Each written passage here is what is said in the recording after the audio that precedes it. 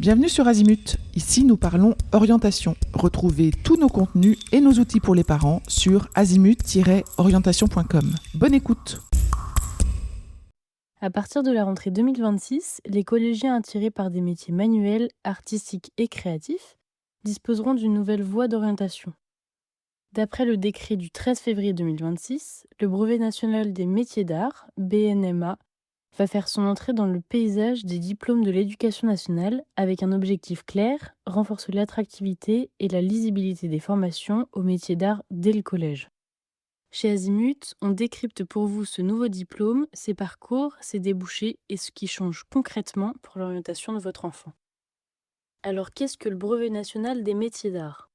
Le BNMA est un nouveau diplôme national de niveau 4 créé par le ministère de l'Éducation nationale qui vise à favoriser l'accès aux formations d'excellence des métiers d'art. Il s'adresse aux élèves souhaitant s'orienter vers des métiers fondés sur le savoir-faire, la précision et la création, comme l'ébénisterie, la bijouterie ou encore l'horlogerie. Ce diplôme répond à un double enjeu, former davantage de jeunes à ces métiers d'excellence et assurer la transmission des savoir-faire alors que de nombreux professionnels partent à la retraite. Pourquoi créer un nouveau diplôme dans les métiers d'art ? Les métiers d'art représentent un secteur clé en France. Plusieurs dizaines de milliers d'entreprises, près de 300 métiers différents et une forte reconnaissance en France et à l'international. Pourtant, malgré ce dynamisme, la filière fait face à une pénurie de main-d'œuvre qualifiée. L'une des raisons principales, des parcours de formation parfois longs, complexes et peu lisibles pour les familles. La création du BNMA vise donc à clarifier les parcours d'orientation, valoriser les métiers d'art dès la sortie du collège et proposer des formations plus attractives pour les jeunes talents. 2 parcours sont alors possibles après la 3e pour accéder au BNMA. La première possibilité, le parcours entre guillemets classique, CAP puis BNMA. Ce parcours, déjà exigeant, reste accessible. Il faut faire 2 ans de CAP dans un métier d'art, suivi de 2 années supplémentaires pour préparer le BNMA. Il s'adresse notamment aux élèves qui souhaitent avancer par étapes ou consolider leur projet progressivement. La deuxième possibilité est le nouveau parcours intégré en 3 ans, directement après la classe de 3e.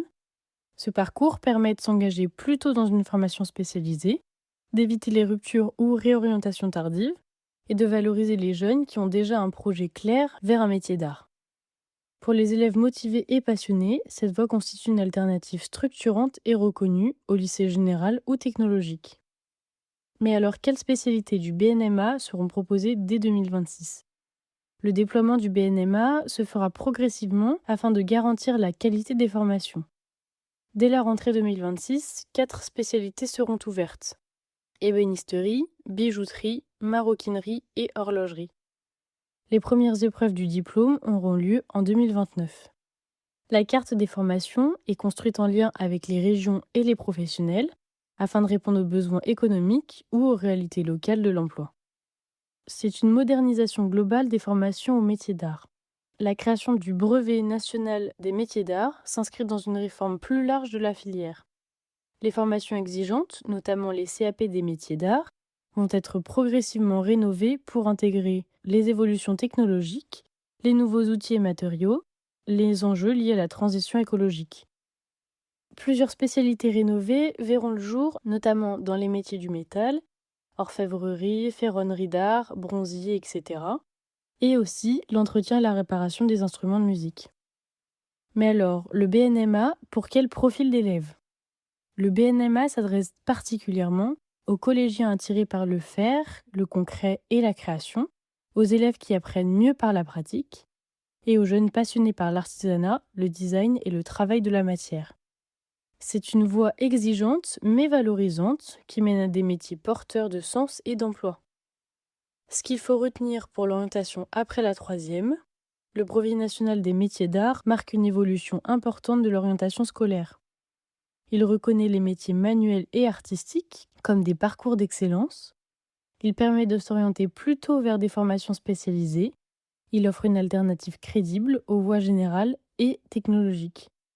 Les métiers d'art ne sont pas des voies par défaut, mais de véritables choix d'avenir, désormais mieux identifiés dès le collège. Ce contenu s'appuie sur des informations publiées dans un communiqué de presse officiel du ministère de l'Éducation nationale et le décret numéro 2026-88 du 13 février 2026 portant sur la création du brevet national des métiers d'art, consultable sur le site Légifrance.